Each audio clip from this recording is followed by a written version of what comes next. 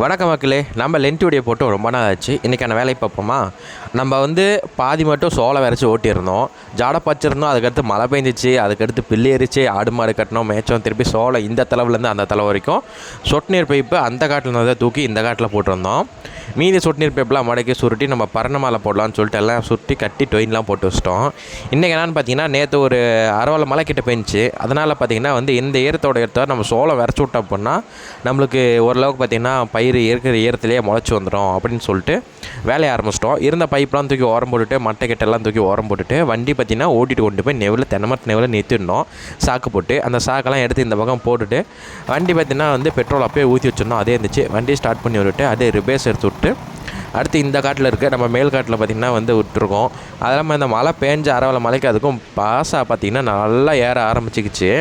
மாடு விட்டு ஃபுல்லாக எல்லாம் மேய்ச்சி தள்ளிவிட்டு அடுத்து பார்த்திங்கன்னா இது ஒரு சால் ஓட்டி விடலாம். ஆனால் இந்த ஏரை ஓரம் ஓட பத்தாததுனால நம்ம ஓட்டாமல் அப்படியே வச்சிட்ருக்கோம். அதனால தான் வேற ஒரு காரணத்தினாலே இந்த பில்லு வளரூரில் இந்த விதை கொட்டிச்சு அப்படின்னா கண்டிப்பாக அடுத்து விளாம பண்ணக்குள்ள அதிக பாசாக வந்துடும். அதனால் சீக்கிரம் இதுக்கு ஒரு முடிவு கட்டணும்.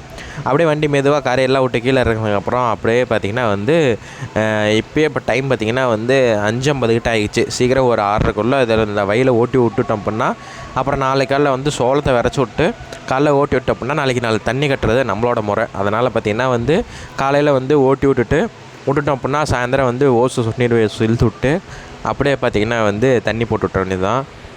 இதுலேயும் பார்த்திங்கன்னா சொட்டு நீர் பைப் எதனால் போட்டிருக்கோம் அப்படின்னா இதுக்கு மேலே மழை காலம் அப்பப்போ பார்த்திங்கன்னா மழை வந்துடும். அதனால் சொட்டு நீரே போட்டு விட்ருவோம். அப்படிங்கிறனால பார்த்திங்கன்னா வேலை கொஞ்சம் கம்மியாக இருக்கட்டும். அதனால் பார்த்திங்கன்னா சொட்டு நீர் பைப்பே போட்டுடலான்னு தான் ஒரு பிளானு. நம்ம பாத்தி போட்டு பாய்ச்சாலும் நம்ம கிணத்துலேருந்து தண்ணி ரொம்ப குறைவாக இருக்கிறதுனால இந்த இதில் பாத்தி போட்டோம் அப்படின்னா நம்மளுக்கு ஒரு 7 பாத்தி to 8 பாத்தி கிடைக்கும். அதுக்கு தண்ணி கட்டுறதுக்கே தண்ணி வருமாங்கிறது டவுட்டு. அதனால் அப்படி நம்ம தண்ணி கட்டினோம்னா வேறு எதுக்குமே தண்ணி கட்ட முடியாது. அது ஒரு பிரச்சனைனால தான் நம்ம சொட்டு நீர் பைப் யூஸ் பண்ணுறோம். ஏன்னா இப்போ தீவன காட்டு இருக்குது, அப்புறம் இந்த பக்கம் சோளத்தட்டு விரைச்சது இருக்குது, அடுத்து பின்னாடி பார்த்திங்கன்னா இன்னொரு சோளத்தட்டு மேலே ஒரு வயலில் வச்சுருக்கோம். இப்போ பில்லு தட்டு இருக்குது. இதெல்லாம் இருக்கிறதுனால மாட்டி தண்ணி விட்டுறது கொஞ்சம் பெரிய பிரச்சனையாக இருக்கும். அதே சொட்டு நீர் இருக்குது அப்படின்னா நம்ம தாராளமாக சொட்டு நீரில் விடாமல் அப்படியே விட்டுட்டே இருந்தோம் அப்படின்னா ஓரளவுக்கு பயிர் மேலே வந்துடும். அப்புறம் நடுவில் எப்படியாவது ஒரு 1/2 மழை ஒரு மழை வந்துச்சுன்னா நம்மளுக்கு தண்ணியே தேவையில்லை. அந்த ஒரு காரணத்தினால மட்டும்தான் இது ஃபுல்லாக நம்ம சொட்டு நீரில் போடுறோம். அது இல்லாமல் நம்ம சொட்டு நீரை போடாமல் இதில் போட்டோம் அப்படின்னா தண்ணி கட்டுறதுக்கே கிட்டத்தட்ட இந்த வயல் நம்ம இப்போ சோளம் வரைச்சிருக்க பார்த்தீங்கன்னா டோட்டலாக அதை தண்ணி கட்டுறதுக்கே கிட்டத்தட்ட ஒரு 1/2 நாளைக்கு மேலே தேவைப்படும். அந்தளவுக்கு நம்மளுக்கு தண்ணி சோர்ஸும் இல்லை. அது ஒரே ஒரு காரணத்தினால தான் நம்ம சொட்டு நீருக்கு சேஞ்ச் ஆனது. அதான் நம்ம வேலைப்பாடு கொஞ்சம் கம்மியாக இருக்கும். அந்த ஒரு ரீசனுக்காக மட்டும்தான். இந்த சொட்டு நீரில் சோளப்பயிர் எப்படி வருமானு கேட்டிங்கன்னா அது நம்ம தண்ணி கட்டி வர சோளப்பயிருக்கும் இதுக்கும் நிறையவே டிஃப்ரெண்ட் இருக்குது. நம்ம தண்ணி கட்டக்குள்ளே பார்த்திங்கன்னா எல்லா இடத்துக்கும் பார்த்திங்கன்னா தண்ணி போகும். அதனால் எல்லா பயிரும் எல்லா சோளமும் பார்த்திங்கன்னா முளைச்சி வந்துடும். இதில் ஒரு பிரச்சனை என்னென்னா தண்ணி எங்கே விழுவுதோ அந்த குறிப்பிட்ட சரௌண்டிங்கில் மட்டும்தான் தட்டு முளைச்சி வரும். இப்போ தட்டு விரைச்சி ஒரு 2-3 நாளில் முளைப்பு தட்டி வருது அப்படின்னா அது சொட்டு நீர் பைப் எங்கே தண்ணி ஒழுவி ஈரப்பதம் இருக்கோ அங்கே மட்டும்தான் வரும். மீது பக்கத்தில் இருக்கிற இடம் வரத்துக்கு ஒரு 4லேருந்து ஒரு 5 நாள் ஆகும். அந்த ஒரு காரணத்தினால இந்த சோளப்பயிரை கொஞ்சம் வளர்றது கொஞ்சம் டிஃப்ரென்ஷன் இருக்குது. மற்றபடி வேறு ஒரு பிரச்சனை இல்லை. ஒரு வழியாக ஓட்டி முடிக்கே ஒரு 6:30க்கு மேலே ஆகிப்போச்சு. அப்புறம் காலையில் சோளத்தை தூக்கிட்டு கிளம்பிட்டோம். சூரியன் பார்த்திங்கன்னா இப்போ தான் வர ஆரம்பிக்கிறாங்கள.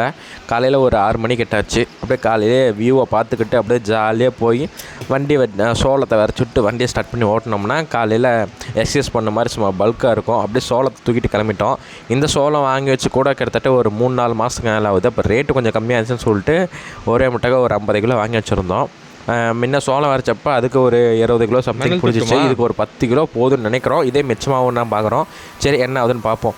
உங்களுக்கு விவசாயம் செய்ய பிடிக்குன்னா நம்ம சேனலை மறக்காமல் சப்ஸ்கிரைப் பண்ணி பெல் ஐக்கானில் வச்சுருங்க. அப்போ தான் நம்ம எந்த அப்டேட் போட்டாலும் உங்களுக்கு உடனே நோட்டிஃபிகேஷன் வரும். நம்ம டெய்லியும் பார்த்திங்கன்னா நம்ம யூடியூப்பில் ஷார்ட்ஸ் போட்டுட்ருக்கோம். அதனால் சப்ஸ்கிரைப் பண்ணி பெல் ஐக்கானில் வச்சுருங்க. அடுத்து பார்த்திங்கன்னா ஓரளவுக்கு பார்த்திங்கன்னா சைன்னு எப்படியோ ஒரு வழியாக ஓட்டி முடிச்சுட்டு ஈவினிங் தண்ணி போட்டு விட்டுட்டோம். மணி பார்த்திங்கன்னா 7 மணிக்கு மேலே ஆகுது. தண்ணி இன்னும் கிட்டத்தட்ட ஒரு 3 மணி நேரம் வரும். ஓரளவுக்கு நல்லா ஊறி வந்துருச்சு அப்படின்னா எந்த பிரச்சனையும் ஊறிடும்னு நினைக்கிறோம். நல்லா முளைச்சி வந்ததுக்கப்புறம் ஒரு ஃபுல் வீடியோவில்